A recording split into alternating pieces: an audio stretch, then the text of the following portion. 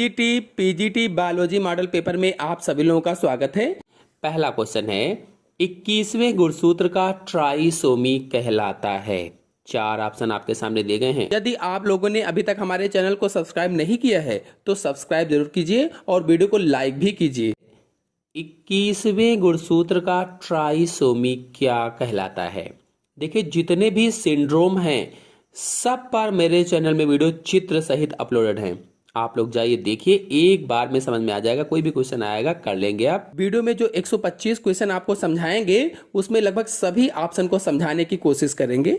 फिलहाल इसका आंसर सही होगा पहला, डाउन सिंड्रोम। और आपको बता दें, जब 21वीं जोड़ी के गुणसूत्र में 2 की जगह पर 3 गुणसूत्र हो जाते हैं तो उसे ही ट्राइसोमी कहा जाता है। ट्राइसोमी और 21वीं जोड़ी में ट्राइसोमी के कारण डाउन सिंड्रोम उत्पन्न हो जाता है। Down syndrome. और पूरी जानकारी के लिए आप चैनल से वीडियो देखिए। नेक्स्ट क्वेश्चन है, स्तनीय थाइमस मुख्यतः संबंधित है। 4 ऑप्शन दिए गए हैं, सोचिए और बताइए।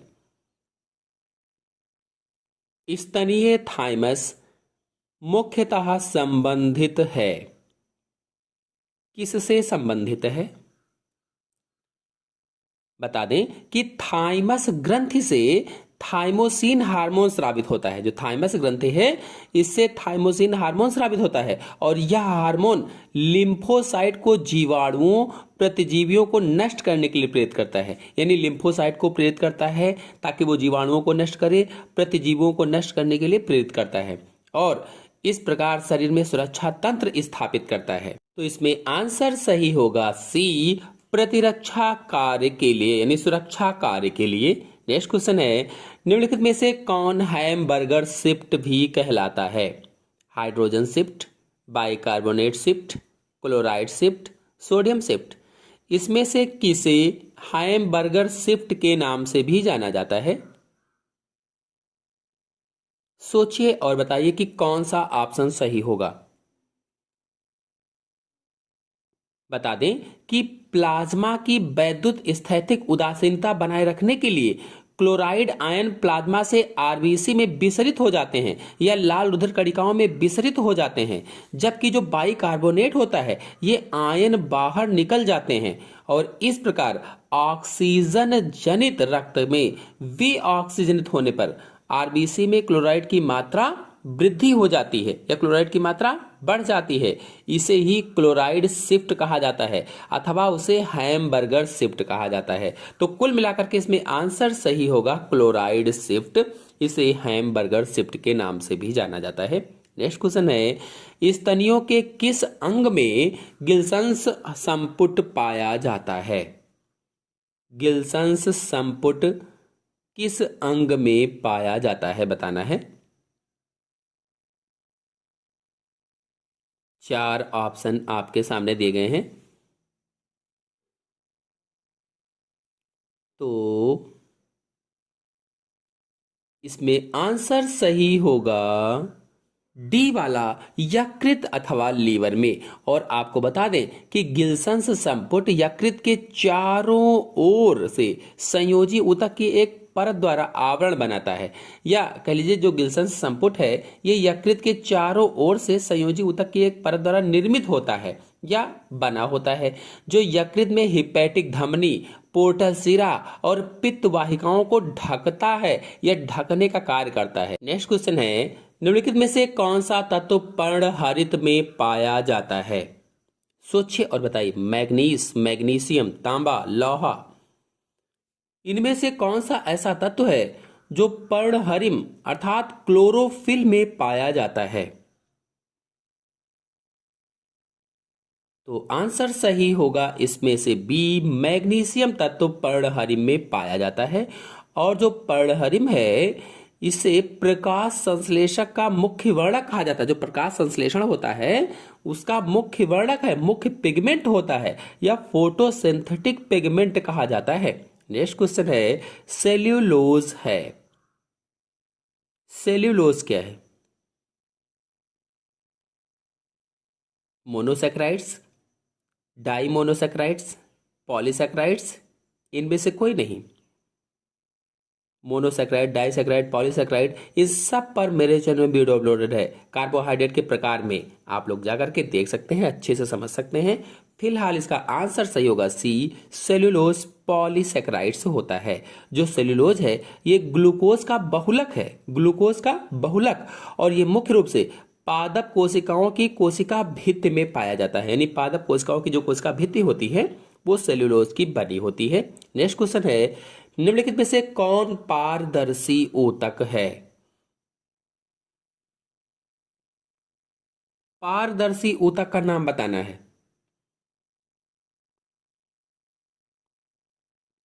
चार ऑप्शन आपके सामने दिए गए हैं। कंडरा, तंतुकीय उपास्थि, हाइलिन उपास्थि, उपर्युक्त सभी।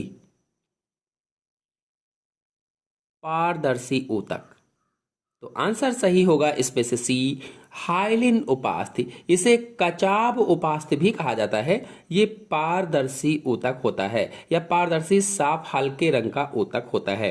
नेक्स्ट क्वेश्चन है, निम्नलिखित में से किस जंतु में श्वसन श्वसन अंग के बिना ही होता है? जो श्वसन होता है वो श्वसन अंगों के बिना ही हो जाता है, ऐसा कौन सा जंतु है?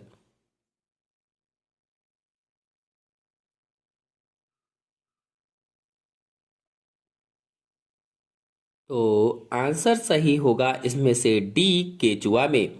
बता दें कि केचुए में विशिष्ट श्वसन अंग नहीं पाए जाते हैं, कोई विशेष श्वसन अंग नहीं होते हैं।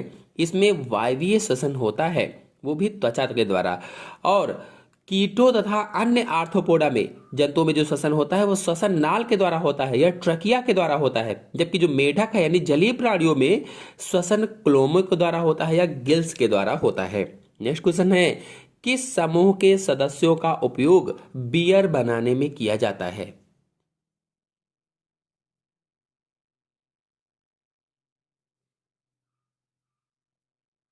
बियर यानी शराब यानी अल्कोहल बनाने में किस समूह के सदस्यों का उपयोग किया जाता है? तो आंसर सही होगा इसमें से डी, ईस्ट समूह के सदस्यों का उपयोग बियर बनाने में किया जाता है। और ईस्ट शर्करा को किण्वन द्वारा अल्कोहल में बदल देता है। नेक्स्ट क्वेश्चन है, एक ईस्ट कोशिका में एक ग्लूकोज अणु कुल कितने एटीपी उत्पन्न करता है? 4, 36, 2, इनमें से कोई नहीं। प्राकृतिक पद्धति का वर्गीकरण प्रतिपादित किया गया।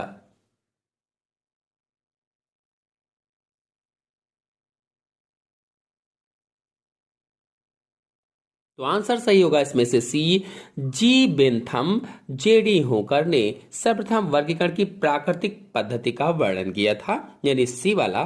नेक्स्ट क्वेश्चन है, काकरोच में लार्वा तथा निम्फ के गुण किसके द्वारा बनाए रखे जाते हैं?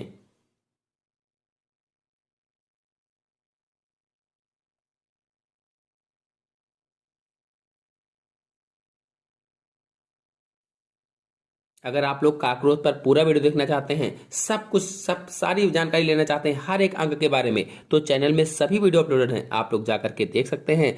फिलहाल इसमें आंसर से होगा डी, किशोर हार्मोन के द्वारा। और आपको बता दें, कार्पस एलेटम से निकलने वाले हार्मोन को किशोर हार्मोन कहा जाता है या जुवेनाइल हार्मोन कहा जाता है।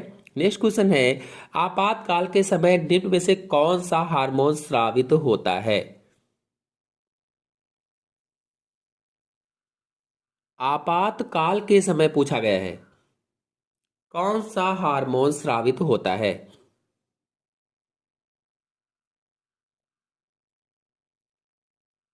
आंसर सही होगा इसमें से सी, एड्रेनेलिन। सभी हार्मोन्स पर मेरे चैनल में वीडियो अपलोडेड हैं, अलग अलग आप लोग जाकर के समझ सकते हैं, देख सकते हैं। फिलहाल इसमें आंसर सी सही है। और आपको बता दें कि एड्रेनेलिन हार्मोन एड्रीनल मेड्यूला से स्रावित होता है, एड्रीनल मेड्यूला से। और ये संकटकालीन परिस्थितियों का सामना करने के लिए व्यक्ति को तैयार करता है, इसीलिए इसे वाल्टर कैनन ने संकटकालीन हार्मोन नाम दिया था। नेक्स्ट क्वेश्चन है, ल्यूकोसाइट निम्न में से किसे अधिक मात्रा में रखती हैं? ल्यूकोसाइट निम्न में से किसे अधिक मात्रा में रखती है?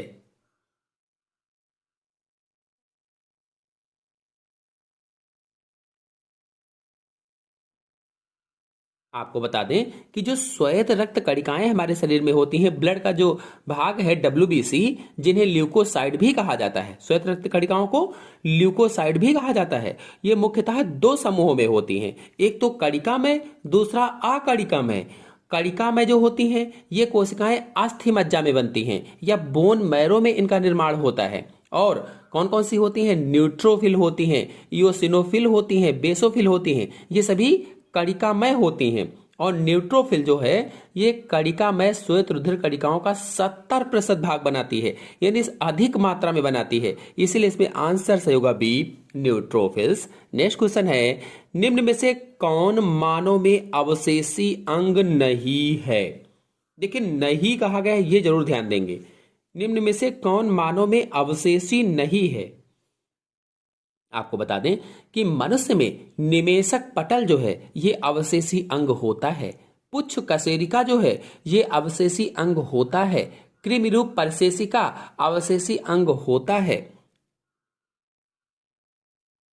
तो पुच्छ कशेरुका तो होगा ही नहीं। बचा नाखून, तो अवशेषी अंग नहीं होता है। जबकि जो परभक्षण है और परजीविता है ये समिष्ट के भाग हैं, प्रकार होते हैं। नेक्स्ट क्वेश्चन है, निम्न में से कौन आर्नथीन चक्र का अंश है? आर्नथीन चक्र का अंश कौन सा है बताना है।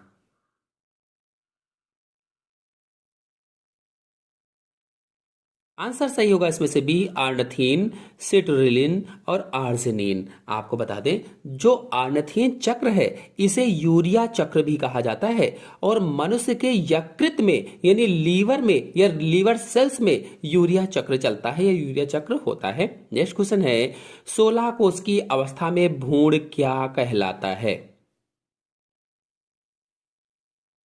भ्रूणी परिवर्धन की जितनी भी अवस्थाएं हैं सब पर मेरे चैनल में वीडियो अपलोडेड है, आप लोग जाकर के देख सकते हैं। फिलहाल प्रश्न पूछा गया है 16 कोष की अवस्था में भ्रूण क्या कहलाता है? तो आंसर सही होगा इसमें से पहला, मॉरुला कहलाता है। 16 कोष की अवस्था में भ्रूण मॉरुला कहलाता है। नेक्स्ट क्वेश्चन है, जंतु सर्दियों में एक अक्रिय अवस्था से गुजरते हैं जिसे कहते हैं?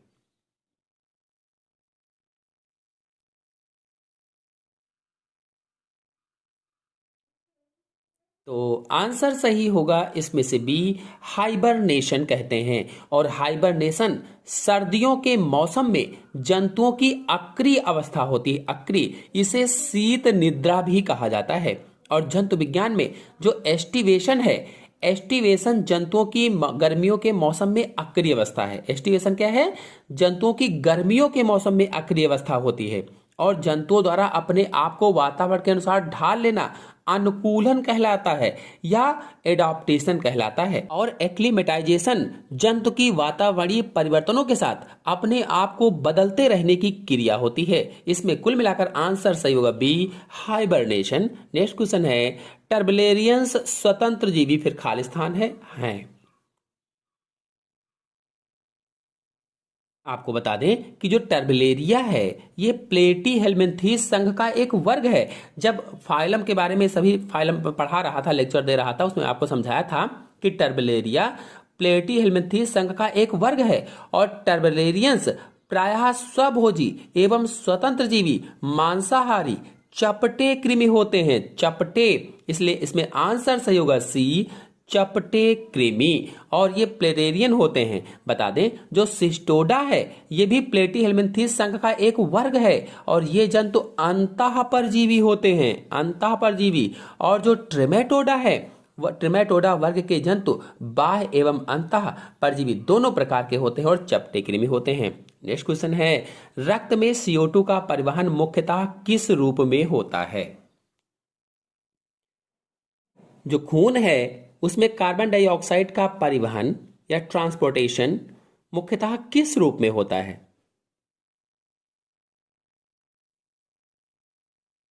तो आंसर सही होगा इसमें से सी, बाइकार्बोनेट के रूप में होता है।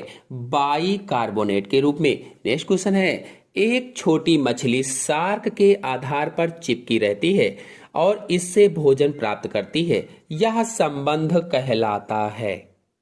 अगर आप लोगों ने समष्टि वाला वीडियो मेरे चैनल से नहीं देखा है तो देख लीजिए, चाहे प्रतिजीविता हो, चाहे सहभोजिता हो, परभक्षण हो, परजीविता हो, सब कुछ बता लेंगे, उसमें मैंने सब कुछ समझाया हुआ है। कहा गया है एक छोटी मछली शार्क के आधार पर चिपकी रहती है और उसी से भोजन प्राप्त करती है, यह संबंध क्या कहलाता है? तो आंसर सही होगा इसमें से बी, सहभोजिता कहलाता है। यानी सहभोजिता दो भिन्न जातियों के सदस्यों के बीच का एक ऐसा संबंध होता है जिसमें एक सदस्य को दूसरे से लाभ होता है लेकिन दूसरे को कोई भी हानि नहीं होती है। जबकि जो परजीविता है, परजीविता में परजीवी जंतु पोषक को बिना मारे उससे भोजन प्राप्त करता रहता है और उसी पर रहता भी है। जबकि जो परभक्षण होता है, जो प्रेडेशन होता है, परभक्षण में परभक्षी जंतु पोषक को मारकर उससे भोजन प्राप्त करता है। जैसे मेढक है, कीड़े मकोड़ों को खाता है, बिल्कुल परभक्षण का उदाहरण है। नेक्स्ट क्वेश्चन है, गुणसूत्र प्रारूप 2n-1 को कहा जाता है? 2n-1 को क्या कहा जाता है? तो आंसर सही होगा इसमें से पहला, मोनोसोमी कहा जाता है। अगर 2n-1 है तो मोनोसोमी कहा जाएगा।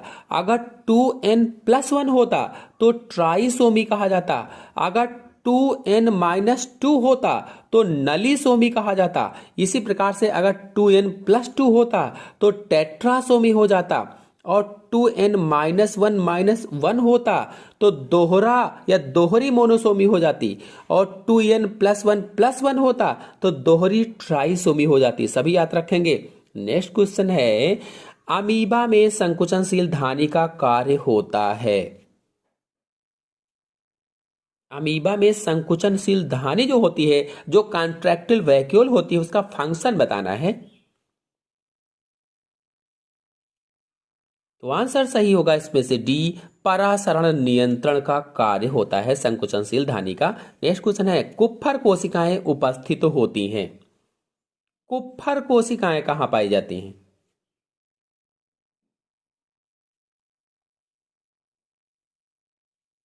आंसर सही होगा इसमें से पहला, यकृत अथवा लीवर में कुप्फर कोशिकाएं पाई जाती हैं और इनका कार्य रक्त कणिकाओं और जीवाणुओं को नष्ट करना होता है। छोटी आंत में पैनथ कोशिकाएं और आर्जिनटैफिन कोशिकाएं पाई जाती हैं। जो छोटी आंत होती है इसमें पैनथ और आर्जिनटैफिन कोशिकाएं होती हैं जिनसे पाचन विकर स्रावित होते हैं या पाचन एंजाइम स्रावित होते हैं। और अग्न्याशय में लैगरहैंस की दीपिकाएं नामक कोशिकाएं जो होती हैं, इसमें 4 प्रकार की सेल्स होती हैं, अल्फा कोशिकाएं, बीटा कोशिकाएं, डेल्टा कोशिकाएं और एफ कोशिकाएं।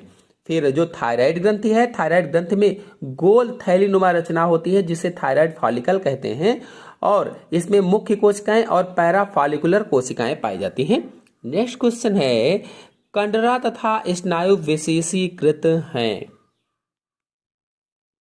कंडरा और स्नायु विशेषीकृत हैं, सोचिए और बताइए।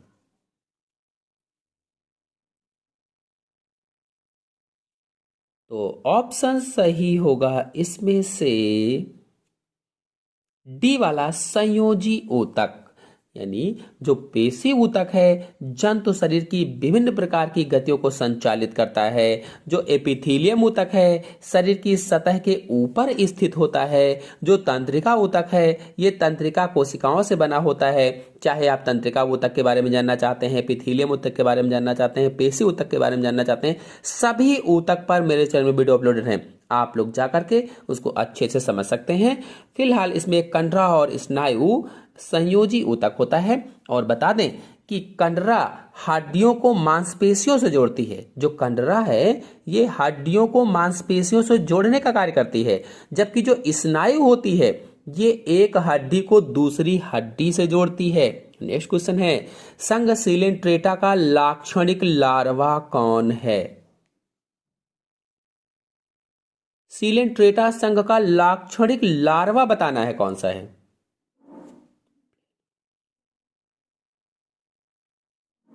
तो आंसर सही होगा इसमें से ए, प्लैनुला लार्वा सिलेंट्रेटा संघ का विशेष लक्षण होता है। और जो सिस्टी सर्कस है ये टीनिया की तृतीय लार्वा अवस्था होती है। और जो रेब्डीफार्म है, रेब्डीफार्म एस्केरिस की प्रथम लार्वा अवस्था होती है और यह असंक्रामक तथा किशोर अवस्था होती है। मोलस्का संघ में आंख एक पतली रचना के ऊपर स्थित होती है जिसे कहते हैं, सोचिए और बताइए क्या कहते हैं। आंसर सही होगा इसमें से सी, आमेटोफोर कहते हैं। और आमेटोफोर को हिंदी में नेत्रकधर कहा जाता है, नेत्रकधर। और आपको बता दें जो मोलस्का संघ है इसमें जो घोंघा होता है, घोंघा में एक जोड़ी छोटे व मांसल ठूंठ जैसे वृंत पर नेत्र होते हैं, यानी वृंत डंठल जैसे लगे होते हैं, इसके बाद नेत्र होता है। तो उसे ही क्या कहा जाता है, नेत्रकधर कहा जाता है या ओमेटोफोर कहा जाता है। नेक्स्ट क्वेश्चन है, मिलर के प्रयोग में निम्न में से किसका संश्लेषण हुआ था।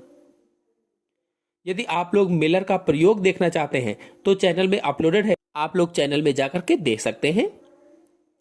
सोचिए और बताइए कि इसमें कौन सा ऑप्शन सही होगा। मिलर के प्रयोग में निम्न में से किसका संश्लेषण हुआ था।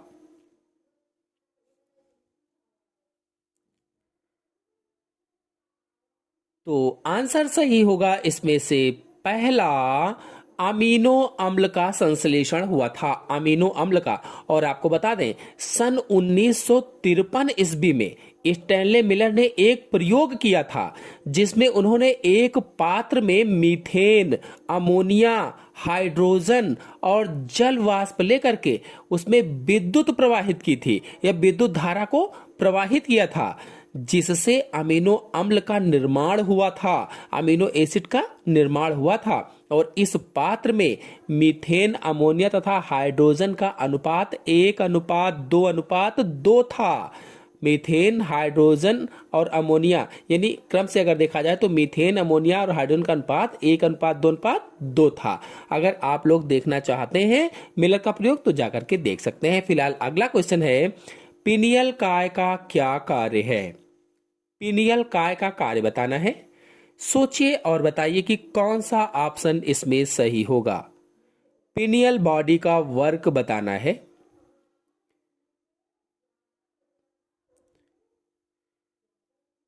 तो इसका आंसर सही होगा डी, उपरोक्त सभी पिनियल काय के कार्य होते हैं। जो पिनियल काय है या पिनियल बॉडी है ये स्तनधारी के मस्तिष्क के केंद्र में यानी मस्तिष्क के केंद्र के पास में पाई जाती है और इससे मिलेटोनिन नामक हार्मोन स्रावित होता है। पिनियल काय से या पिनियल बॉडी से मिलेटोनिन नामक हार्मोन स्रावित होता है और इसमें प्रकाश संवेदी कोशिकाएं पाई जाती हैं। प्रकाश संवेदी और मिलेटोनिन प्रकाश के प्रभाव को कंट्रोल करता है, नियंत्रित करता है। फिर नेक्स्ट क्वेश्चन है, मुर्गे का सिंसैक्रम बना होता है। सोचिए और बताइए कि इसमें कौन सा ऑप्शन सही होगा। मुर्गे का सिंसैक्रम बना होता है।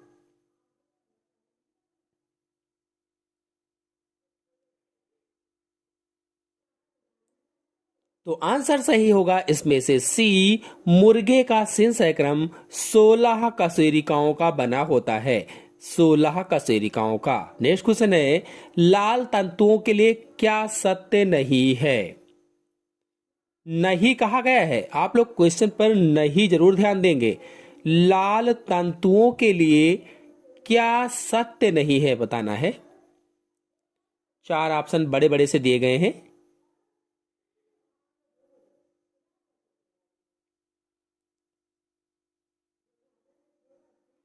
आपको बता दें कि लाल पेशी तंतुओं में उपस्थित चिकनी अंतःप्रद्रवी जालिका को सार्कोप्लाज्मिक रेटिकुलम कहा जाता है, सार्कोप्लाज्मिक रेटिकुलम।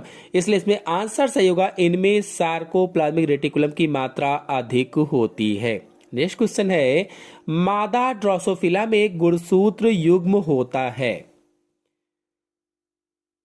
ड्रोसोफिला में लिंग निर्धारण चैनल में वीडियो अपलोडेड है, आप लोग जाकर के देख सकते हैं। जो ड्रोसोफिला होती है एक प्रकार की मक्खी होती है, और कहा गया मादा ड्रोसोफिला में गुणसूत्र युग्म क्या होगा, तो मादा ड्रोसोफिला में गुणसूत्र युग्म XX होगा, बी वाला ऑप्शन सही होगा। और नर में XY होता है। तो ड्रोसोफिला में यानी मादा ड्रोसोफिला में XX गुणसूत्र और नर में XY गुणसूत्र होते हैं, और ड्रोसोफिला में कुल गुणसूत्रों की संख्या 8 होती है, यानी ड्रोसोफिला मक्खी में 8 गुणसूत्र पाए जाते हैं। नेक्स्ट क्वेश्चन है, महिलाओं में केवल गर्भावस्था के दौरान कौन से हार्मोन उत्पन्न होते हैं। कहा गया है केवल गर्भावस्था के दौरान, ध्यान रखेंगे, कौन से हार्मोन उत्पन्न होते हैं।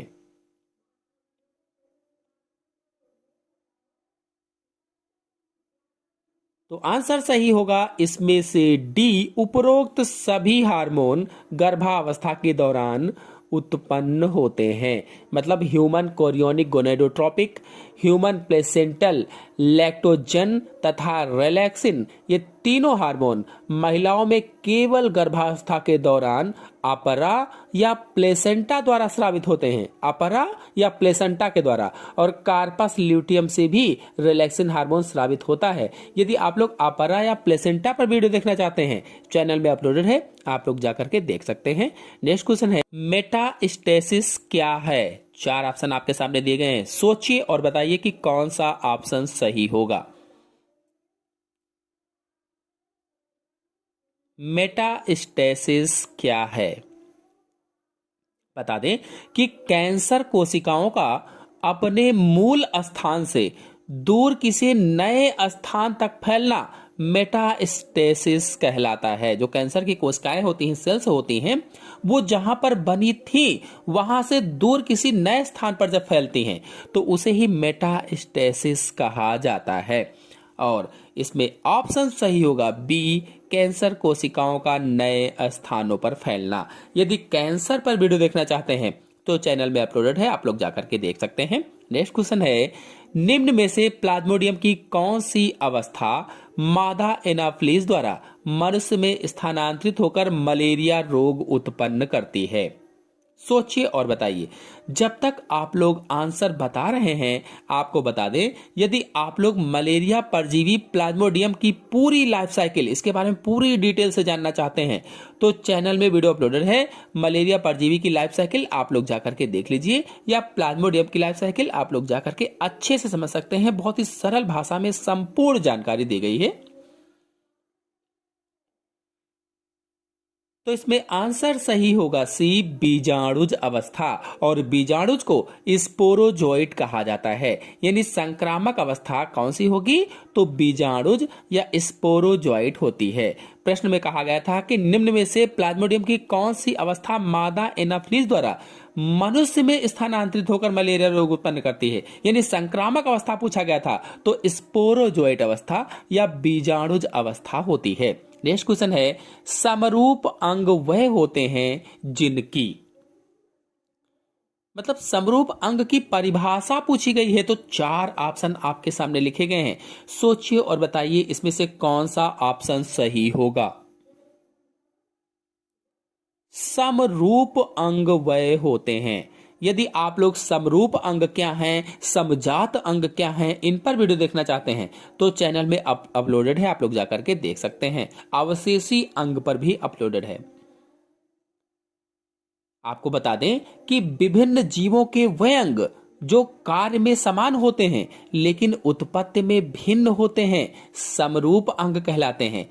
कार्य में समान हो, उत्पत्ति में भिन्न हो, उन्हें क्या कहेंगे, समरूप अंग कहेंगे। इसलिए इसमें आंसर से होगा पहला, असमान उत्पत्ति, यानी उत्पत्ति में भिन्न हो गए लेकिन कार्य में समान है, इसलिए पहला ऑप्शन सही होगा। और उदाहरण स्वरूप अगर देखा जाए समरूप अंग का, तो जैसे कीटों के पंख और पक्षी के पंख। नेक्स्ट क्वेश्चन है, इंटरफेरेंस है। जब तक आप लोग आंसर सोच रहे हैं, आपको बता दें, यदि आप लोग इंटरफेरेंस पर वीडियो देखना चाहते हैं तो चैनल में अपलोडेड है, आप लोग जाकर के देख सकते हैं। इंटरफेरेंस क्या होते हैं, इनका क्या उपयोग है, पूरी जानकारी अपलोडेड है। तो इसका आंसर सही होगा बी, विषाणु संक्रमित कोशिकाओं द्वारा स्रावित प्रोटीन जो कि असंक्रमित कोशिकाओं को विषाणु के संक्रमण से बचाता है। मतलब जो इंटरफेरॉन है ये शरीर में विषाणु द्वारा संक्रमित कोशिकाओं से स्रावित प्रोटीन होती है। विषाणुओं के द्वारा जहां पर विषाणु संक्रमण फैलाते हैं उसके चारों ओर एक प्रोटीन स्रावित होती है, उसे ही इंटरफेरॉन कहा जाता है। और इसमें अन्य संक्रमण रहित स्वस्थ कोशिकाओं को विषाणु संक्रमण से बचाने की क्षमता पाई जाती है। यानी अब अगर दोबारा कोई विषाणु आता है तो इसी इंटरफेरॉन के द्वारा बचा जा सकता है। और दो प्रकार के इंटरफेरॉन अल्फा और बीटा विषाणु संक्रमणों के प्रति जन्मजात सुरक्षा प्रदान करते हैं, अल्फा और बीटा। नेक्स्ट क्वेश्चन पर आते हैं। रेनवियर पर्व निम्न में से कौन से तंतुओं में पाए जाते हैं? सोचिए और बताइए। रेनवियर पर्व निम्न में से कौन से तंतुओं में पाए जाते हैं? चार ऑप्शन आपके सामने दिए गए हैं, एक ऑप्शन सही है। तो आंसर सही होगा इसमें से पहला, माइलिन आच्छादित तंत्रिका तंतुओं में। नेक्स्ट क्वेश्चन है, जल संवहनी तंत्र किस संघ का विशिष्ट लक्षण है? जल संवहनी तंत्र कहा गया है, किस संघ का विशिष्ट लक्षण है? तो आपको बता दें, जो संघ इकाइनोडर्मेटा है, बी वाला ऑप्शन इसमें सही होगा। संघ इकाइनोडर्मेटा में जल संवहनी तंत्र यानी वाटर वेस्कुलर सिस्टम पाया जाता है, जो कि शरीर की सतह से पादाब या नाल पाद के रूप में फैला रहता है, ट्यूब फीट के रूप में फैला रहता है। और जल संवहनी तंत्र और नालपाद की उपस्थिति इकाइनोडर्मेटा का विशिष्ट लक्षण होता है या विशेष लक्षण होता है। नेक्स्ट क्वेश्चन है, निम्न में से कौन सा पक्षी नहीं है? इनमें से कौन सा ऐसा ऑप्शन है जो पक्षी नहीं है?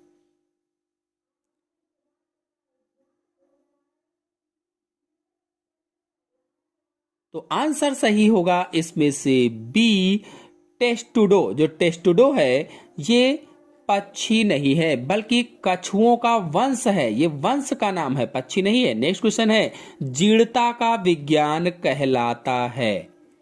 जीर्णता का विज्ञान क्या कहलाता है? 42 नंबर क्वेश्चन है, सोचिए और बताइए।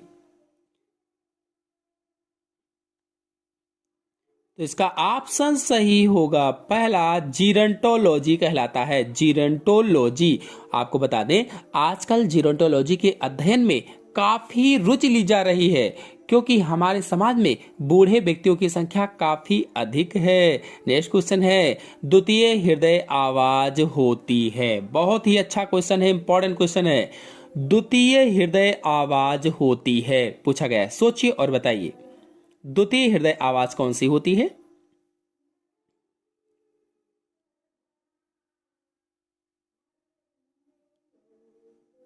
तो इसमें ऑप्शन सही होगा डी, डप अर्धचंद्राकार कपाटों के बंद होने पर द्वितीय हृदय आवाज होती है। डप अर्धचंद्राकार कपाटों के बंद होने पर। बता दें कि हृदय ध्वनियां चार प्रकार की होती हैं, जो हार्ट साउंड होते हैं वह चार प्रकार के होते हैं, S1, S2, S3 और S4। प्रथम ध्वनि जो S1 है ये लब की होती है, लब, LUB, लब की होती है, जो एट्रियोवेंट्रिकुलर कपाटों के बंद होने पर उत्पन्न होती है। एट्रियोवेंट्रिकुलर यानी अलिंद निलय कपाटों के बंद होने पर उत्पन्न होती है, फर्स्ट वाली, प्रथम वाली। और जो द्वितीय ध्वनि है S2 वाली, ये डप यानी DUPP, डप की होती है, जो वेंट्रिकुलर सिस्टोल के अंत में आर्टिक तथा पल्मोनरी सेम्यूनर कपाटों के बंद होने से उत्पन्न होती है। और S3 तथा S4 ध्वनियां बहुत ही हल्की होती हैं। नेक्स्ट क्वेश्चन है, मनुष्य के किस रुधिर वर्ग में प्रतिरक्षी नहीं पाई जाती है? मनुष्य का कौन सा ऐसा रुधिर वर्ग है जिसमें एंटीबॉडी नहीं पाई जाती है? प्रतिरक्षी यानी antibody, blood group A, blood group B, blood group AB, blood group O। यदि आप लोग ब्लड ग्रुप पर वीडियो देखना चाहते हैं तो चैनल में अपलोडेड है, आप लोग जा करके अच्छे से समझ सकते हैं, देख सकते हैं। बता दें कि रुधिर वर्ग AB वाले व्यक्तियों में A तथा B किसी भी प्रकार की प्रतिरक्षी नहीं पाई जाती है, एंटीबॉडी नहीं पाई जाती है। इसीलिए ये किसी भी प्रकार के रुधिर को ग्रहण कर सकते हैं, इसीलिए इसे सर्वग्राही कहा जाता है। और इस प्रकार के व्यक्तियों में ए तथा बी दोनों प्रकार के प्रतिजन या एंटीजन पाए जाते हैं। नेक्स्ट क्वेश्चन है, लाल रुधिर कणिकाएं कार्बन डाइऑक्साइड का कितने प्रतिशत परिवहन करती हैं? जो लाल रुधिर कणिकाएं हैं, जो आरबीसी हैं, वो CO2 का कितने प्रतिशत परिवहन करती हैं? सोचिए और बताइए। तो इसमें ऑप्शन सही होगा बी, 20 से 25%, यानी लगभग में 23% होगा। फिर नेक्स्ट क्वेश्चन है, कंकाली पेशी तंतुओं के मोटे पेशी सूत्रों में मुख्य प्रोटीन है। आपको बता दें, जो कंकालीय पेशी होती हैं, कंकाली पेशी तंतुओं के मोटे पेशी सूत्र मायोसिन नामक प्रोटीन के कुछ 100 अणुओं द्वारा निर्मित होते हैं, इसलिए इसमें आंसर सही होगा पहला, मायोसिन। नेक्स्ट क्वेश्चन है, मेड्यूला ऑब्लोगेटा में उपस्थित केंद्र नियंत्रित करते हैं। क्या नियंत्रित करते हैं? श्वसन, हृदय परिसंचरण, जठर श्रावण। मेड्यूला ऑब्लोगेटा में उपस्थित केंद्र नियंत्रित करते हैं। आपको बता दें कि मेड्यूला ऑब्लोगेटा में उपस्थित केंद्र हृदय की गति को नियंत्रित करता है, श्वसन को नियंत्रित करता है, श्वसन, अनैच्छिक श्वासोच्छ्वास को नियंत्रित करता है, रक्त दाब को नियंत्रित करता है, आंतरीय तरंग गति, भोजन के निगलने, उल्टी तथा ग्रंथियों के श्रावण को नियंत्रित करता है, इसलिए इसमें आंसर सही होगा डी, उपरोक्त सभी। नेक्स्ट क्वेश्चन है, आम में खाने योग्य भाग है। जो आम होता है, मैंगो होता है, उसमें खाने योग्य भाग कौन सा होता है? आपको बता दें, आम का फल अष्टफल होता है, अष्टफल। और आम में, यानी आम का जो फल होता है, उसपे 3 मुख्य रूप से भाग होते हैं, बाह्य फल भित्ति, मध्य फल भित्ति और अंतः फल भित्ति। और इनकी जो अंतः फल भित्ति होती है वो हमेशा काष्ठीय होते हैं, लकड़ी वाली होती कह लीजिए। और आम का खाने योग्य भाग गूदेदार मध्य फल भित्ति होता है या मीसोकार्प होता है, इसलिए इसमें आंसर से होगा सी, मध्य फल भित्ति। नेक्स्ट क्वेश्चन है, लीनियस द्वारा दिया गया वर्गीकरण है। लीनियस के द्वारा दिया गया वर्गीकरण है, बताना है।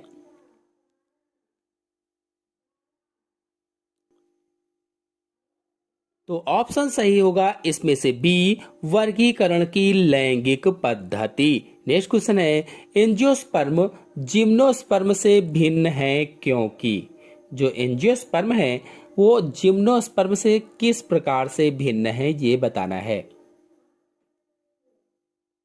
आपको बता दें, जो आवृत बीजी होते हैं, जो एंजियोस्पर्म होते हैं, एंजियोस्पर्म की जो दारू होती है, दारू मतलब जो जाइलम होती है, जाइलम में वाहिनियां उपस्थित होती हैं या वेसल्स उपस्थित होती हैं, जबकि जो जिम्नोस्पर्म होते हैं, अनावृत बीजी होते हैं, इनमें अनुपस्थित होती हैं। यानी एंजियोस्पर्म में जाइलम वाहिनियां पाई जाती हैं, जाइलम वेसल्स पाई जाती हैं, जबकि जिम्नोस्पर्म में जाइलम वाहिनियां नहीं पाई जाती हैं या जाइलम वेसल्स नहीं पाई जाती हैं, इसलिए इसमें आंसर सही होगा सी, इनमें दार में वाहिनी उपस्थित होती है। नेक्स्ट क्वेश्चन है, निम्न में से कौन सा जीव ऑक्सीजन की अनुपस्थिति में श्वसन करता है? ऐसा कौन सा जीव है जो ऑक्सीजन की अनुपस्थिति में श्वसन करता है? तो जो क्लास्ट्रीडियम है ये अवायवीय जीवाणु होता है, अवायवीय जीव है और यही ऑक्सीजन की अनुपस्थिति में श्वसन करता है। नेक्स्ट क्वेश्चन है, माइकोराइजा है एक। माइकोराइजा, बता दें कि माइकोराइजा उच्च पादपों की जड़ों तथा कवकों के बीच एक सहजीवी संबंध बनाता है। मतलब ऑप्शन सही होगा इसमें से सी, कवक व जड़ों के मध्य सहजीवी संबंध। नेक्स्ट क्वेश्चन है, नास्टाक में निम्न में से किस क्रिया को संपन्न करने के लिए जाना जाता है? नास्टाक निम्न में से किस क्रिया को संपन्न करने के लिए जाना जाता है? सोचिए और बताइए। आपको बता दें, जो नील हरीश शैवाल है, नास्टाक क्या है? नील हरीश शैवाल है। जो नील हरीश शैवाल है या जो साइनोबैक्टीरिया है जैसे नास्टाक, तो नास्टाक की कोशिकाएं प्रोकैरियोटिक होती हैं, प्रोकैरियोटिक, और इनमें प्रकाश संश्लेषी वर्णक क्लोरोफिल ए, कैरोटीनाइड्स, फाइकोसाइनिन व फाइकोइरिथ्रिन होते हैं, और प्रकाश संश्लेषण आक्सीय होता है तथा इनमें नाइट्रोजन स्थिरीकरण के लिए विशेष कोशिका हेटेरोसिस्ट पाई जाती है, हेटेरोसिस्ट। इसलिए इसमें आंसर सही होगा बी, प्रकाश संश्लेषण एवं नाइट्रोजन यौगिकीकरण साथ साथ होता है। नेक्स्ट क्वेश्चन है, फ्यूनेरिया में अगुणित संरचना होती है, सोचिए और बताइए। फ्यूनेरिया में अगुणित संरचना होती है, तो ऑप्शन सही होगा इसमें से बी, प्रोटोनीमा। बता दें, फ्यूनेरिया का पौधा युग्मकोद्भिद होता है। यह दो अवस्थाओं प्रोटोनीमा तथा युग्मकधर यानी गैमेटोफोर में पाया जाता है। प्रोटोनीमा शाखित, सयान, बहुकोशिकीय तथा तंतुमय होता है। तारपीन का तेल किससे मिलता है? सोचिए और बताइए।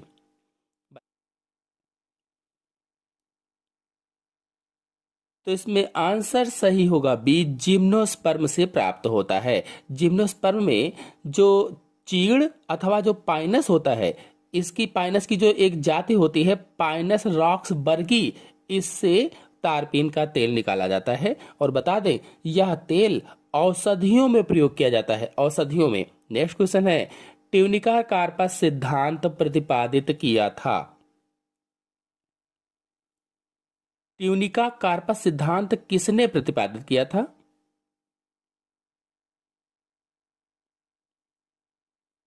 तो आंसर सही होगा इसमें से पहला, स्पिट ने प्रतिपादित किया था।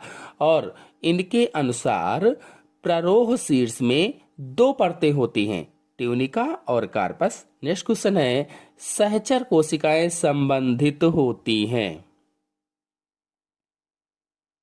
सहचर कोशिकाएं किससे संबंधित होती हैं? सोचिए और बताइए।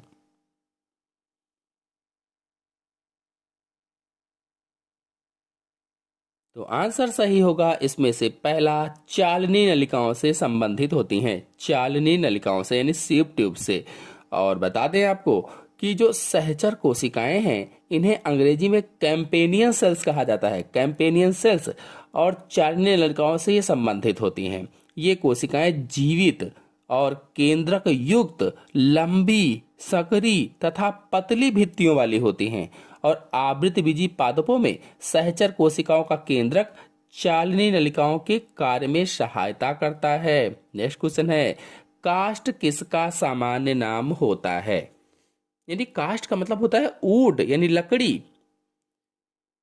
काष्ठ किसका सामान्य नाम होता है?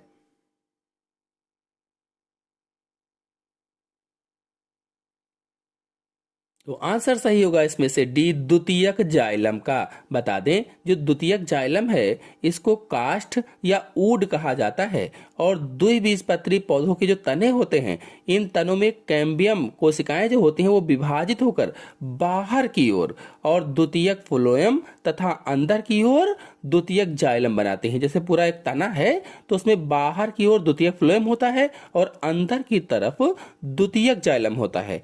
और द्वितीयक जाइलम सकेंद्रीय वलयाकार परतों के रूप में होता है, गोल गोल परतों के रूप में होता है। अगर देखा होगा कोई पेड़ मोटा सा काटा जाता है तो उसमें परतें दिखाई देती हैं, तो द्वितीयक जाइलम होता है।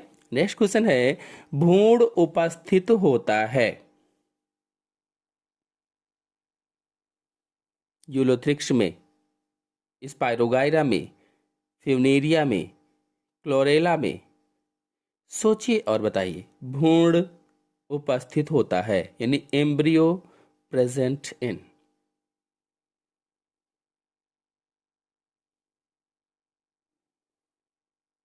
तो आंसर सही होगा इसमें से सी, फ्यूनेरिया में उपस्थित होता है। आपको बता दें, ओसवाल्ड टिप्पो ने पादप जगत को दो उपजगतों में बांटा था, थैलोफाइटा और एम्ब्रियोफाइटा। जो ओसवाल्ड टिप्पो थे, इन्होंने समस्त पादप जगत को दो उपजगतों में बांटा, थैलोफाइटा और एम्ब्रियोफाइटा।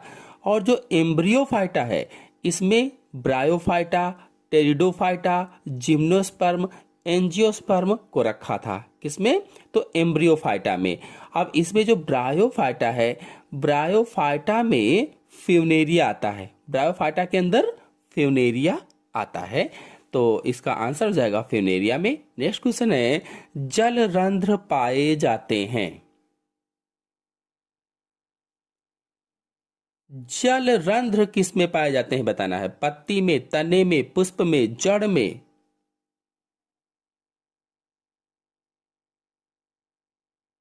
तो आंसर सही होगा इसमें से पहला, पत्ती में पाए जाते हैं। बता दें कि पौधों की पत्तियों के जो किनारे होते हैं, किनारों से जल की बूंदों के रूप में जलहानि होती रहती है, या जल बूंदों के रूप में निकलता रहता है, उसे ही बिंदु स्राव कहा जाता है या गटेशन कहा जाता है। और बिंदु स्राव या गटेशन पत्तियों की सिराओं के बाहरी छोर पर स्थित जो जलरंध्र होते हैं उन्हीं के द्वारा होता है, जलरंध्रों के द्वारा होता है।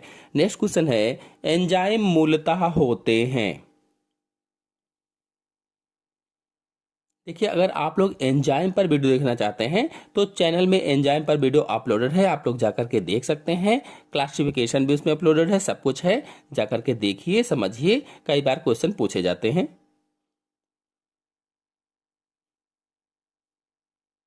तो इसका आंसर सही होगा सी, एंजाइम मूलतः प्रोटीन होते हैं। नेक्स्ट क्वेश्चन है, निम्नलिखित में से कौन C4 पौधा है? गन्ना, आम, सेब, टमाटर। C4 पौधे के नाम बताना है।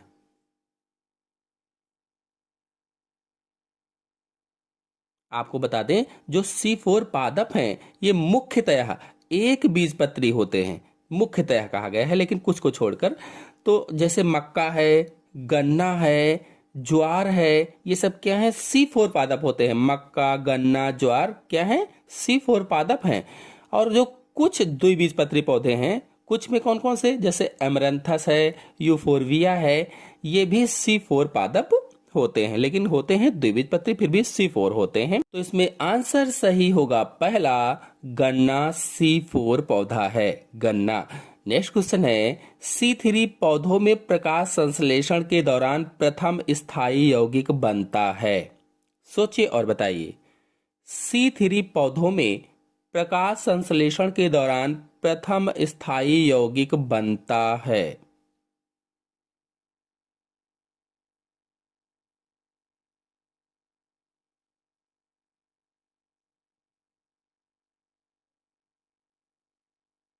तो इसका आंसर सही होगा पहला, फास्फोगिल्सरिक अम्ल बनता है। बता दें कि C3 चक्र में रुबिस्को एंजाइम राइबुलोज 1,5 बाइफास्फेट तथा CO2 से एक अस्थायी 6 कार्बन यौगिक बनाता है, जो शीघ्र ही फास्फोगिल्सरिक अम्ल के 2 अणुओं में टूट जाता है। और फास्फोगिल्सरिक अम्ल C3 पौधों का प्रथम स्थायी उत्पाद होता है, प्रथम स्थायी उत्पाद। नेक्स्ट क्वेश्चन है, फेरिडॉक्सिन उपस्थित होता है। फेरिडॉक्सिन उपस्थित होता है।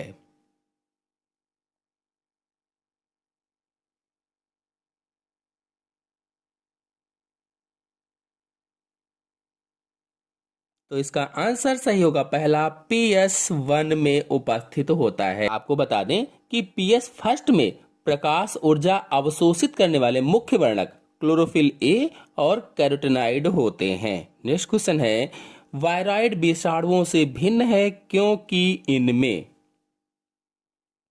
देखिए, वायराइड पर मेरे चैनल में वीडियो अपलोडेड है, आप लोग जाकर के देखिए, अच्छे से समझिए। विषाणुओं पर भी अपलोडेड है, आप लोग जाकर के देख सकते हैं।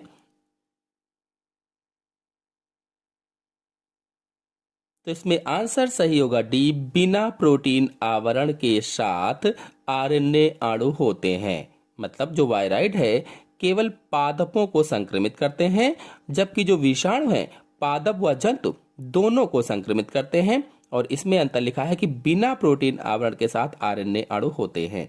जो वायराइड होते हैं इसमें प्रोटीन अणु भी नहीं होता है, बिना प्रोटीन आवरण के आरएनए अणु वायराइड होते हैं। नेक्स्ट क्वेश्चन है, कॉपर मोचित आईयूडी में कॉपर आयनों का क्या कार्य होता है?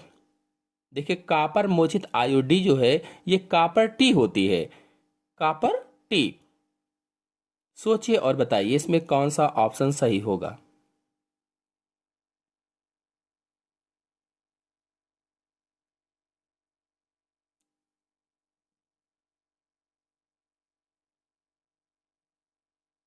तो इसमें आंसर सही होगा पहला, ये शुक्राणुओं की गतिशीलता एवं निषेचन क्षमता कम करते हैं, क्योंकि कॉपर टी यही काम करती है। नेक्स्ट क्वेश्चन है, विशिष्ट श्वसन मूलों को उत्पन्न करने वाले तथा सजीव प्रजता दर्शाने वाले पादप निम्न में से किससे संबंधित हैं?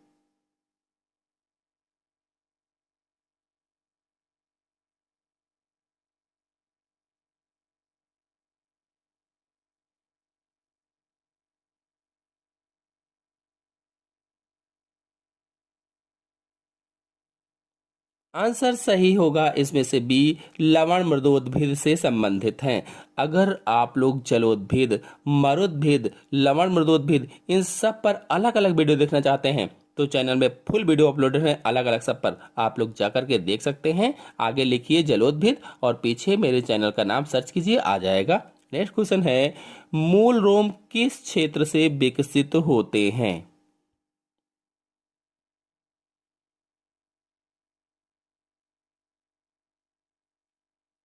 सोचिए और बताइए। इस क्वेश्चन का आंसर आप लोग चैट बॉक्स में दीजिएगा। नेक्स्ट क्वेश्चन है, बाजार में भेजने से पहले अभिव्यक्ति प्रोटीन के पृथक्करण और शुद्धिकरण की प्रक्रिया को क्या कहा जाता है?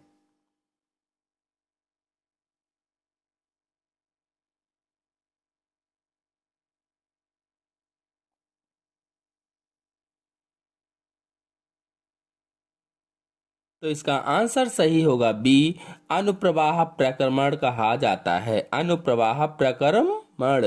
नेक्स्ट क्वेश्चन है, वयस्कों में वृद्धि हार्मोन का अतिस्रावण उनकी लंबाई नहीं बढ़ाता, क्योंकि?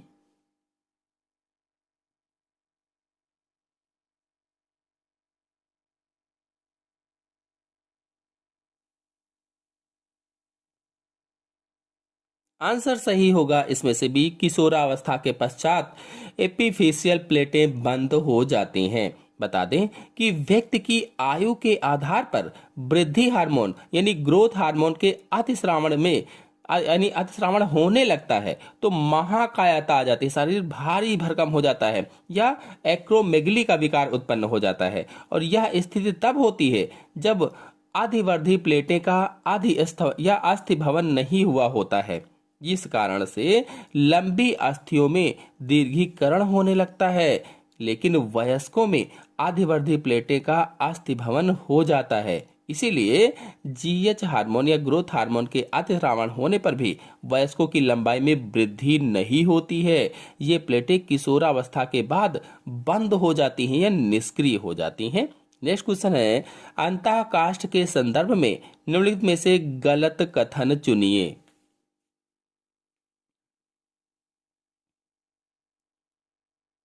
अंतःकाष्ठ के संबंध में गलत कथन को चुनना है।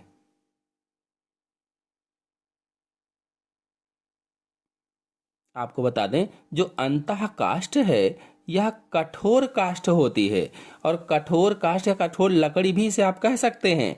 वृक्ष की पुरानी केंद्रकीय काष्ठ होती है, कह लीजिए वृक्ष में पुरानी जो सबसे अंदर की तरफ केंद्र की तरफ जो होती है उसे ही अंतः काष्ठ कहा जाता है। और यह मृत काष्ठ टेनिन, गोंद, रेजिन, तेल आदि के जमाव के कारण कठोर हो जाती है। ये चीजें सब जम जाती हैं जिसके कारण लकड़ी कठोर हो जाती है, और ये पदार्थ काष्ठ को गहरा रंग प्रदान करते हैं, एरोमेटिकता प्रदान करते हैं। और यह काष्ठ मृत होने के कारण जल और भोजन का संवहन नहीं करती है, इसलिए इसमें आंसर सही होगा सी, यह जल और खनिजों का चालन कुशलता से कर सकती है। क्यों कर सकती है, ये वाला सही क्यों होगा? क्योंकि प्रश्न में कहा गया है कि अंतःकाष्ठ के संदर्भ में गलत कथन चुनिए, तो यही गलत है, कर सकती है इसमें लिखा, जबकि ये नहीं कर सकती है। नेक्स्ट क्वेश्चन है, निम्नलिखित में से कौन सा वहित मल उपचार में निलंबित हुए ठोसों को निकालता है? वहित मल उपचार में निलंबित हुए ठोसों को निकालता है। सोचिए और बताइए।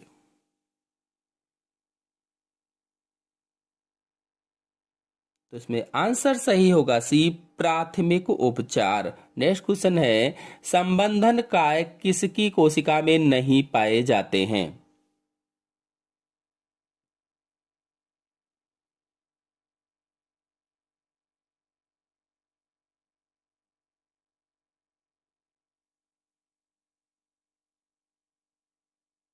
तो आंसर सही होगा इसमें से डी, जीवाणु की कोशिका में संबंधन काय नहीं पाए जाते हैं। नेक्स्ट क्वेश्चन है, गलत जोड़े का चयन कीजिए। सोचिए और बताइए।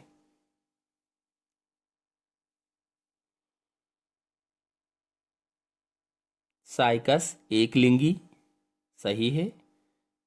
साल्विनिया विषम बीजाणु, सही है। इक्विसिटम सम बीजाणु, सही है।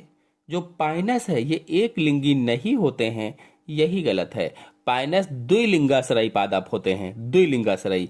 और इसमें एक ही पादप पर नर तथा मादा शंकु पृथक पृथक रूप में लगे होते हैं। एक ही पौधा है, उसी पर नर भी लगा होता है और उसी पर मादा भी लगा होता है, इसीलिए इसको द्विलिंगाश्रयी कहा जाता है। और पाइनस का जो नर शंकु होता है वो समूह में नीचे की ओर लगा होता है, जबकि जो मादा शंकु होता है वो ऊपरी शाखाओं पर पाया जाता है।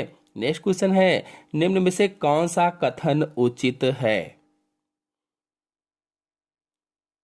कौन सा कथन उचित है?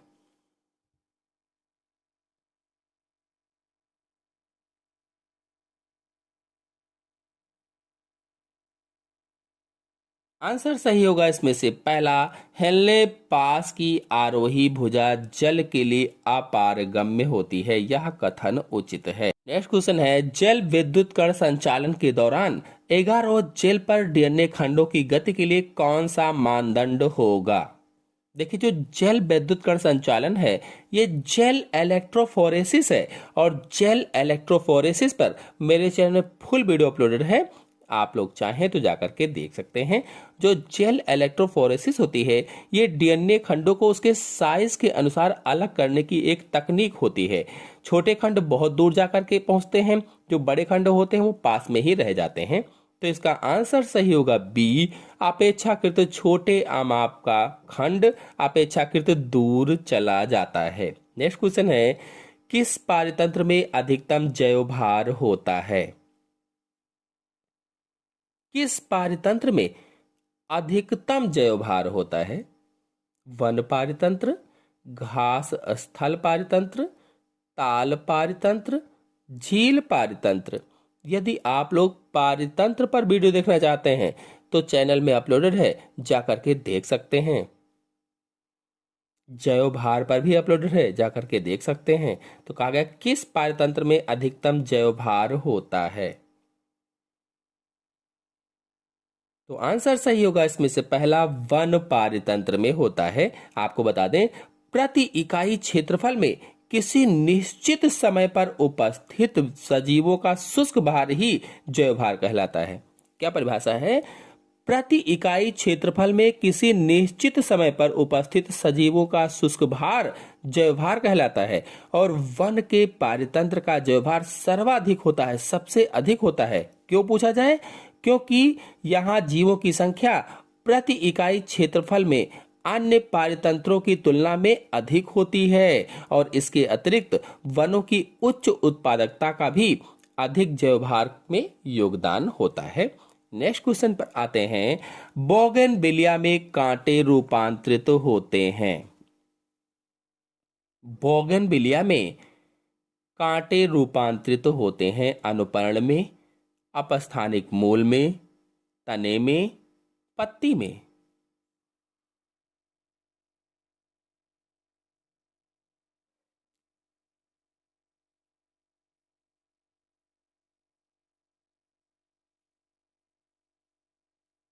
तो इसमें आंसर सही होगा सी, तने में, आपको बता दें कि बोगनविलिया के कांटे तने का रूपांतरण होते हैं, मॉडिफिकेशन होते हैं, और ये नुकीली संरचनाएं छोटी एवं कठोर होती हैं जो वाष्पोत्सर्जन में कमी करने के साथ साथ पशुओं से भी पादप की सुरक्षा करती हैं। नेक्स्ट क्वेश्चन है, डीएनए एक आनुवांशिक पदार्थ है, इसका अंतिम प्रमाण किसके प्रयोग से आया? डीएनए जो है एक आनुवांशिक पदार्थ है, इसका अंतिम प्रमाण किसके प्रयोग से आया था? देखिए, डीएनए पर सभी वीडियो चाहे जो हो, डीएनए पर हर वीडियो मेरे चैनल में अपलोडेड है, आप लोग जाकर के देखिए, तुरंत समझ में आ जाएगा, चित्र सही समझाया गया है। तो इसमें आंसर सही होगा बी, हर्शे और चेज ने। नेक्स्ट क्वेश्चन है, हिस्टोन H1 का केंद्रकाभ के साथ संबंध क्या निर्देशित करता है? हिस्टोन H1 का केंद्रकाभ के साथ संबंध क्या निर्देशित करता है?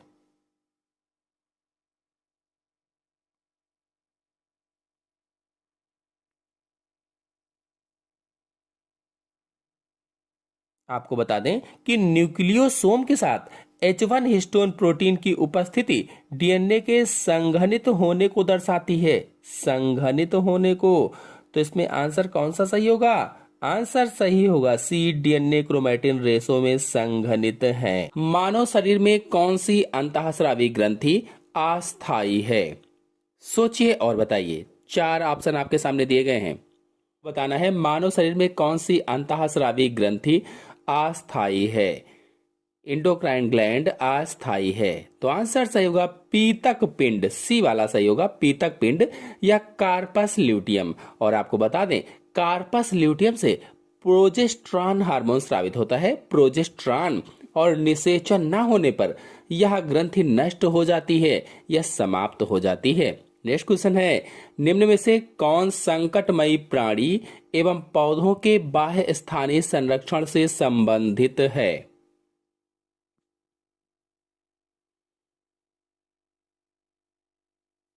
सोचिए और बताइए।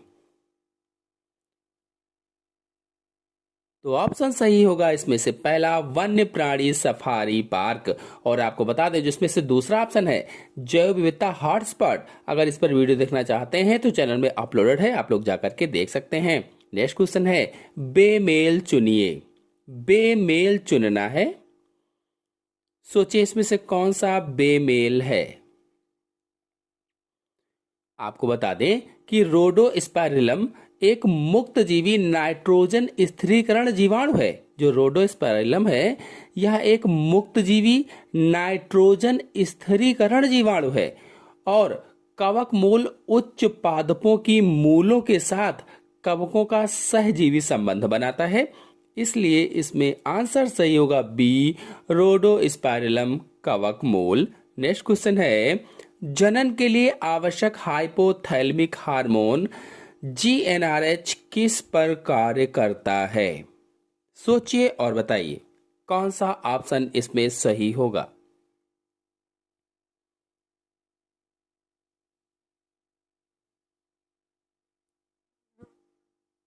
आपको बता दें कि GnRH एक हाइपोथैलेमिक हार्मोन है, हाइपोथैलेमिक हार्मोन, और यह पीयूष ग्रंथि के अग्रपिंड को LH एवं FSH हार्मोन श्रावण हेतु उद्दीपित करता है, इसलिए इसमें आंसर सही होगा बी वाला।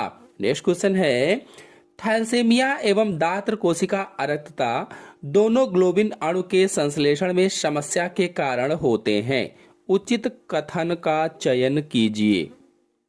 इनमें से कौन सा कथन उचित है, उसका चयन करना है। सोचिए और बताइए।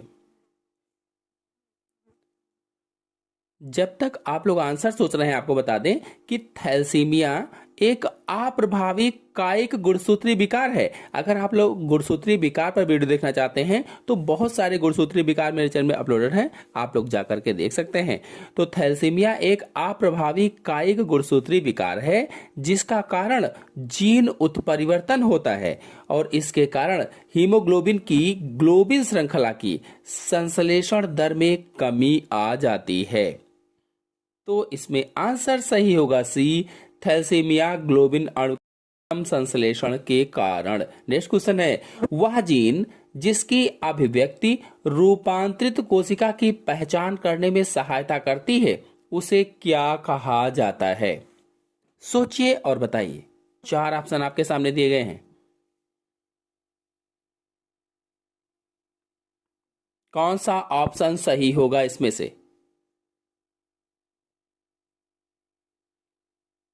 तो ऑप्शन सही होगा पहला, वर्ण योग्य चिन्हक। वर्ण योग्य चिन्हक। नेक्स्ट क्वेश्चन है, उत्तरोत्तर उद्दीपनों के बीच विश्रांति की कमी के कारण होने वाला दीर्घकालिक पेशी संकुचन कहलाता है।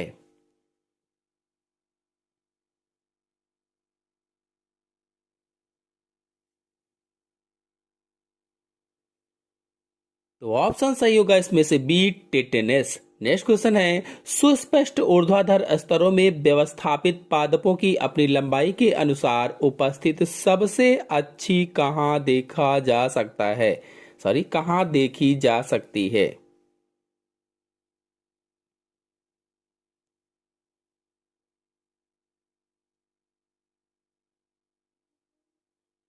तो आंसर सही होगा इसमें से बी, उष्णकटिबंधीय वर्षा वनों में। नेक्स्ट क्वेश्चन है, निम्न में से कौन सा कथन गलत है? इनमें से कौन सा कथन गलत है बताना है। बता दें कि जो यू बैक्टीरिया है ये सत्य जीवाणु है। यू बैक्टीरिया सत्य जीवाणु है जिसमें यू बैक्टीरिया समूह के सभी लक्षण निहित होते हैं। इसलिए इसमें आंसर सही होगा बी वाला। यू बैक्टीरिया को असत्य जीवाणु भी कहा जाता है। ये गलत है क्योंकि ये सत्य जीवाणु होता है। नेक्स्ट क्वेश्चन है, एक आवृत बीजी पादप में कार्यशील गुर बीजाणु से क्या विकसित होता है? बीजांड, भ्रूणपोष, भ्रूणकोश, भ्रूण। एक आवृत बीजी पादप है उसमें कार्यशील गुर बीजाणु से क्या विकसित होता है? बता दें कि आवृत बीजी पादपों में कार्यात्मक गुर बीजाणु परिपक्व होकर भ्रूण कोश का निर्माण करता है। इसलिए इसमें आंसर सही होगा सी, भ्रूण कोश। और यह मादा युग्मकोद्भिद की प्रथम कोशिका होती है। जो भ्रूणकोश है यह मादा युग्मकोद्भिद की प्रथम कोशिका होती है। नेक्स्ट क्वेश्चन है, निम्नलिखित में से कौन सा एक प्रतिबंधन एंडोन्यूक्लियेज है? जब तक आप लोग आंसर सोच रहे हैं आपको बता दें, यदि आप लोग प्रतिबंधन एंडोन्यूक्लियेज एंजाइम पर वीडियो देखना चाहते हैं तो चैनल में बहुत ही अच्छे तरीके से अपलोडेड है। मैंने बताया है, समझाया है, आप जाकर के देख सकते हैं। फिलहाल इसमें आंसर सही होगा डी, हिंद सेकंड प्रतिबंधन एंडोन्यूक्लियेज है। और प्रतिबंधन एंडोन्यूक्लियेज एक एंजाइम होता है जिसका प्रयोग डीएनए को विशिष्ट स्थानों से कट करने के लिए किया जाता है या काटने के लिए किया जाता है। इसी तरह से जो हिंद सेकंड है ये प्रथम प्रतिबंधन एंडोन्यूक्लियेज था जिसे स्मिथ, विल्कांस एवं केली ने वर्ष 1968 में अलग किया था।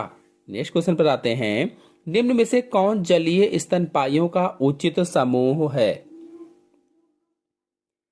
जलीय स्तनपायियों का उचित समूह बताना है, कौन सा है?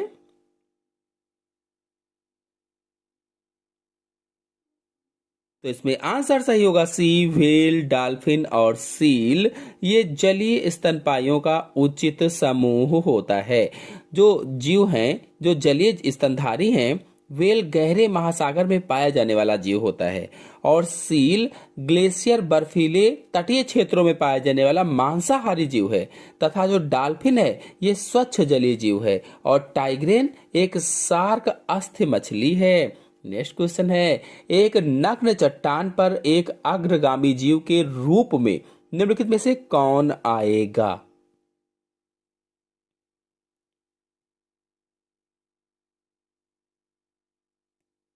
बता दें कि एक नग्न चट्टान पर एक अग्रगामी जीव के रूप में लाइकेन आते हैं। इसलिए इसमें आंसर सही होगा डी, लाइकेन। और लाइकेन अम्ल स्रावित करके चट्टान को गला देते हैं, डिसॉल्व कर देते हैं और मौसम एवं मृदा निर्माण में सहायता भी करते हैं। इसलिए हम कह सकते हैं कि लाइकेन चट्टानों पर पाए जाने वाले अग्रगामी जीव हैं। नेक्स्ट क्वेश्चन है, नारियल का फल किस प्रकार का है?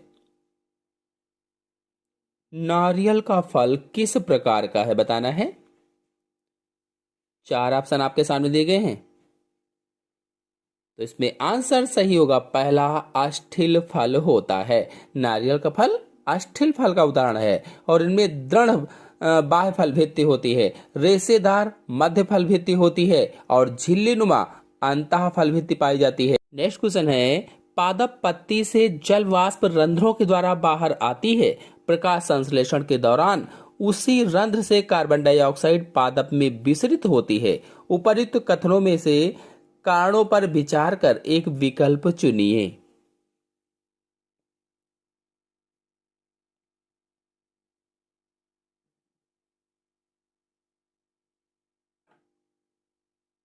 बता दें कि जल वाष्प एवं कार्बन डाइऑक्साइड का विसरण दोनों स्वतंत्र क्रियाएं हैं। जल वाष्प और कार्बन डाइऑक्साइड का विसरण दोनों स्वतंत्र क्रियाएं हैं और उनके विसरण में अंतर वातावरण एवं पत्ती के अंदर के आंशिक दाब पर निर्भर करता है। इसलिए इसमें आंसर से होगा पहला, दोनों प्रक्रियाएं एक साथ हो सकती हैं क्योंकि जल और CO2 का विसरण गुणांक भिन्न है। नेक्स्ट क्वेश्चन है, निम्न में से कौन सा अवयव बैक्टीरियल कोशिका को चिपकाने की विशिष्टता प्रदान करता है?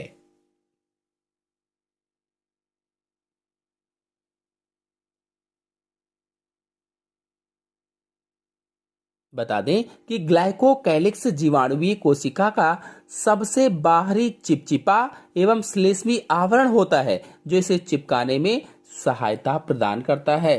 तो आंसर से होगा डी, ग्लाइकोकैलिक्स। नेक्स्ट क्वेश्चन है, द्विनिषेचन किसके द्वारा प्रदर्शित किया जाता है?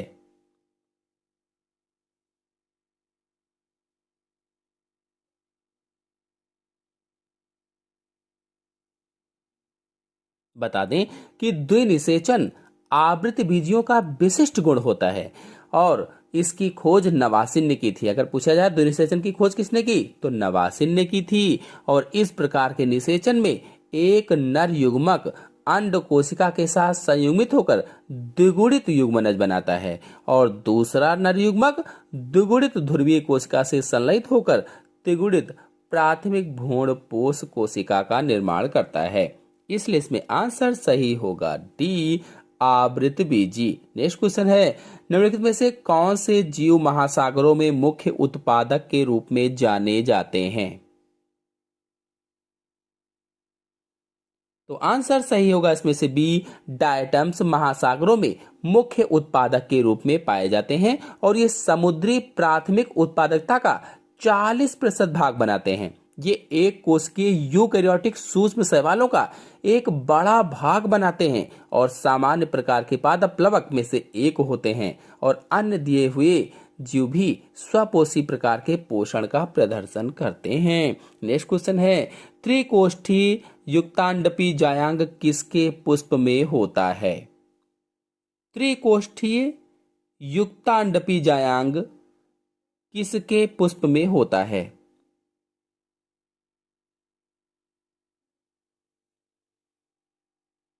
तो इसका आंसर सही होगा इसमें से डी, लिलिएसी कुल के पुष्पों में होता है। निम्नलिखित जंतुओं में से कौन से जंतु कायांतरण नहीं करते हैं?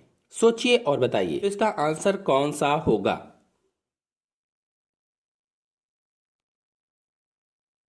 इसका आंसर सही होगा सी, केचुआ। बता दें कि केचुए के अतिरिक्त जितने भी विकल्प हैं वे सभी जंतु कायांतरण करते हैं, लेकिन केचुए प्रत्यक्ष विकास प्रदर्शित करते हैं।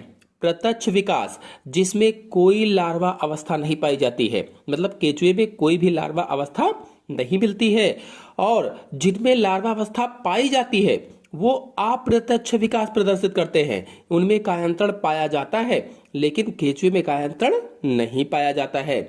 मॉथ में लार्वा रूप कैटरपिलर होता है या इल्ली होती है और ट्यूनिकेट में टैडपोल होता है। स्टारफिश में बाइपिन्नेरिया होता है, बाइपिन्नेरिया लार्वा। नेक्स्ट क्वेश्चन है, निम्नलिखित में से कौन सी सभी 3 बृहत पोषक हैं? सोचिए और बताइए। बृहद पोषक अगर नहीं जानते हैं कि बृहद पोषक क्या होता है तो बता दें कि पौधों को 6 पोषक तत्वों की आवश्यकता होती है। मुख्य रूप से 6 पोषक तत्व, nitrogen, phosphorus, potassium, calcium, magnesium और सल्फर। इन्हें बृहद पोषक तत्व कहा जाता है। जो पौधे होते हैं, पौधों को 6 पोषक तत्वों की आवश्यकता होती है, nitrogen, phosphorus, potassium, calcium, magnesium और सल्फर। इन्हें ही बृहद पोषक तत्व कहा जाता है। इसलिए इस पे आंसर सही होगा सी, नाइट्रोजन, फास्फोरस और पोटेशियम। नेक्स्ट क्वेश्चन पर आते हैं, निम्नलिखित में से कौन सा जंतु समतापी नहीं है? ऐसा कौन सा जंतु है जो समतापी नहीं है?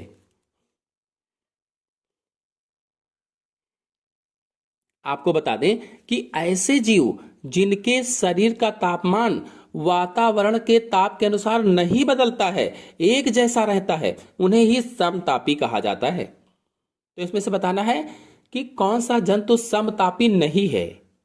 तो आंसर सही होगा इसमें से बी, कीलोन समतापी नहीं है। ये हरा समुद्री कछुआ होता है। जो कीलोन है हरा समुद्री कछुआ है और सरीसृप वर्ग के अंतर्गत आता है।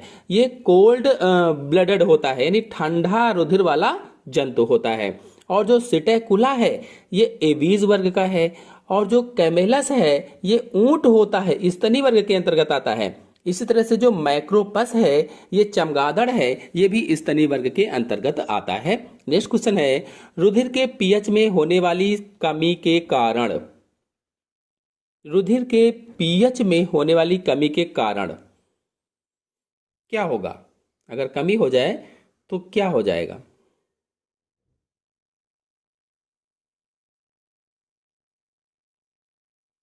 तो इसका आंसर सही होगा बी, ऑक्सीजन के साथ हीमोग्लोबिन की बंधुता घट जाएगी। बता दें कि रुधिर के पीएच का घटना ऑक्सीजन और हीमोग्लोबिन के मध्य बंधुता को कम करता है, बॉन्डेड को कम करता है। और यह प्रक्रिया CO2 की सांद्रता बढ़ने के कारण होती है। तब उसे बोहर का प्रभाव कहा जाता है। बोहर का प्रभाव। नेक्स्ट क्वेश्चन है, कशेरुकी समूह के उन जंतुओं के पहचान कीजिए जो अपने पाचन तंत्र में क्रॉप एवं गिजार्ड द्वारा अभिलक्षित होते हैं या अभिलक्षित हैं।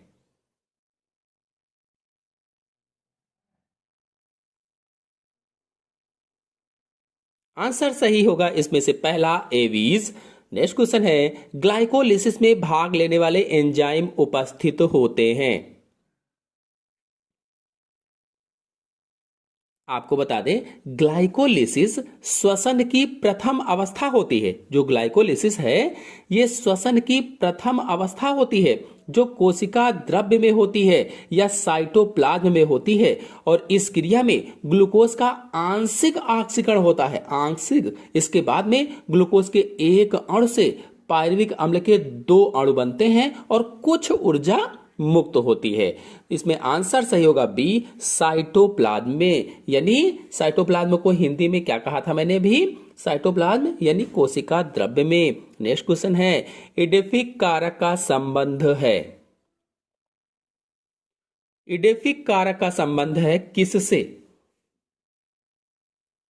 तो देखिए, इडेफिक कारक का संबंध मृदा से है। और ये वह कारक हैं जिनके अंतर्गत मृदा से संबंधित सभी चीजें, जैसे मृदा का निर्माण है, मृदा की संरचना है, उसमें पाए जाने वाले खनिज हैं, कार्बनिक पदार्थ हैं, मृदा जल है, वायु है, जीव है, जो भी चीजें हैं, आदि में होने वाले सभी परिवर्तन ही मृदीय कारक कहलाते हैं या मृदीय फैक्टर कहलाते हैं। नेक्स्ट क्वेश्चन है, जीवाश्म पाए जाते हैं। अग्नेय शैल में, क्वार्टज में, मिट्टी में, अवसादी शैल में जीवाश्म पाए जाते हैं। तो जीवाश्म अवसादी शैलों में पाए जाते हैं। ऑप्शन सही होगा डी। नेक्स्ट क्वेश्चन है, अंतःपादपी कवक मूल किसके युग्मकोद्भिद में पाया जाता है?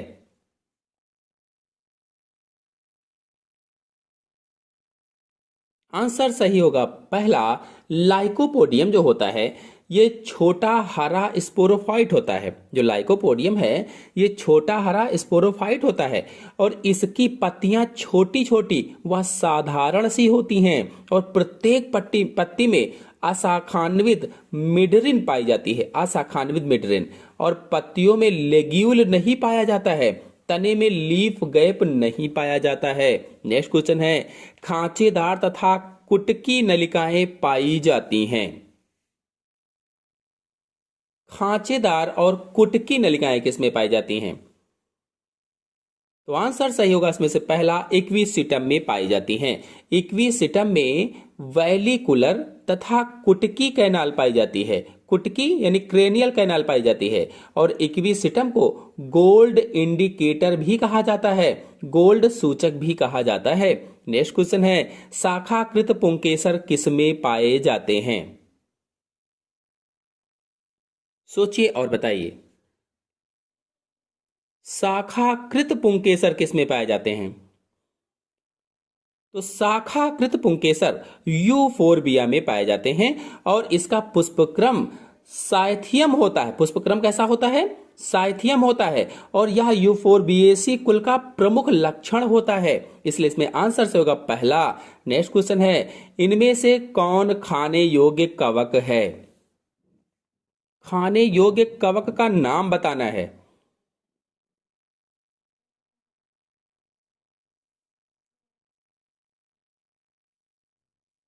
तो जो एगेरिकस है ये खाने योग्य कवक होता है और इसमें विटामिन व प्रोटीन प्रचुर मात्रा में पाए जाते हैं। शेष खाने योग्य कवक नहीं है, जबकि एगेरिकस खाने योग्य कवक होता है। नेक्स्ट क्वेश्चन है, प्रायः क्लेमाइडोमोनास की कोशिका में पाए जाने वाले क्लोरोप्लास्ट की संरचना होती है। क्लेमाइडोमोनास की कोशिका में पाए जाने वाले क्लोरोप्लास्ट की संरचना कैसी होती है? तो कप के आकार की होती है, कप शेप होती है। नेक्स्ट क्वेश्चन है, जाति व उपजाति के बीच की जाति को क्या कहते हैं? जाति और उपजाति के बीच की जाति को क्या कहा जाता है? तो आंसर सही होगा इसमें से बी, अर्ध जाति कहा जाता है।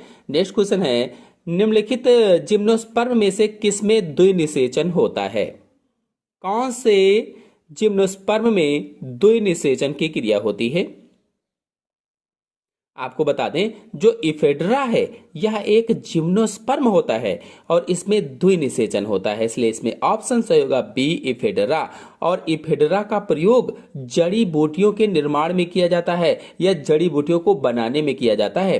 और सामान्यतः द्विनिषेचन की क्रिया एंजियोस्पर्म में होती है, एंजियोस्पर्म में। और इफेड्रा एक झाड़ी है, झाड़ी या इफेडरेसी कुल का पौधा है, इफेडरेसी कुल का पौधा। नेक्स्ट क्वेश्चन है, मानव के विकास परक इतिहास में एड़ी की अस्थि का सर्वप्रथम विकास हुआ। एड़ी की अस्थि का सर्वप्रथम विकास किस में हुआ था?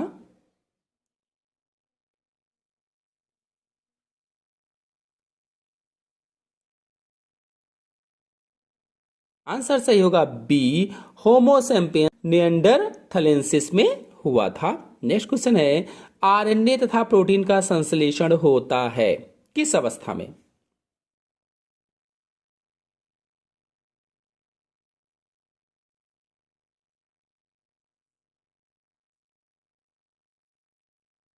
नेक्स्ट क्वेश्चन है, कुक्कुट भ्रूण में निम्नलिखित में से कौन अंडे के पीतक को उपयोग में लाने हेतु एक नलिका की भांति कार्य करता है?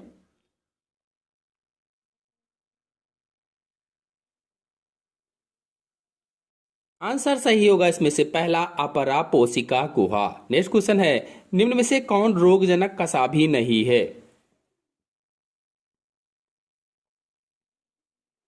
इनमें से कौन रोगजनक कसाभी नहीं है?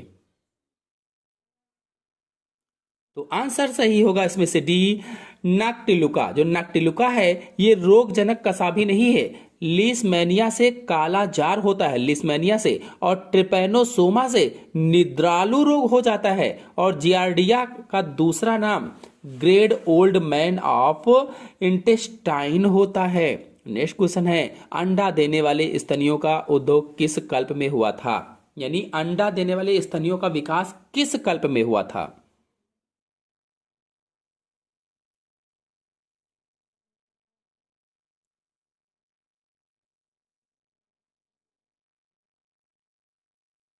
तो अंडा देने वाले स्तनियों का विकास ट्रायसिक कल्प में हुआ था और इस कल्प को रेंगने वाले जीवों का काल कहा जाता है या एज ऑफ रेप्टाइल्स कहा जाता है।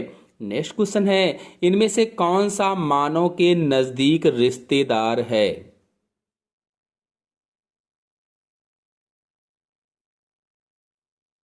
तो आंसर सही होगा इसमें से पहला, चिंपैंजी मानव के नजदीक रिश्तेदार है और 60 लाख वर्ष पहले मनुष्य और इनके पूर्वज एक ही थे। मनुष्य और इनके पूर्वज। और 1973 में मैरी क्लेयर किंग के शोध में मनुष्य और चिंपैंजियों के बीच 99% का एक समान डीएनए पाए गए। नेक्स्ट क्वेश्चन है, वयस्क सशक के वृक्क होते हैं?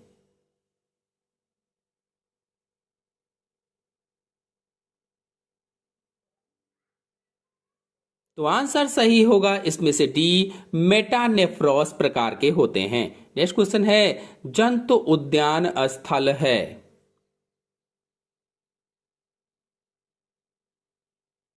बाह्य स्थानीय संरक्षण होता है, जिनको अपने स्थान से लेकर के दूसरे स्थान पर स्थापित किया जाता है, उन्हें बाह्य स्थानीय कहा जाता है। और स्वस्थानीय संरक्षण वो होता है जिनको उसी स्थान पर रहते हुए संरक्षित किया जाता है। नेक्स्ट क्वेश्चन है, स्त्रियों के आवर्त चक्र के बहुप्रजता अवस्था में निम्न में से कौन सा हार्मोन सक्रिय रहता है?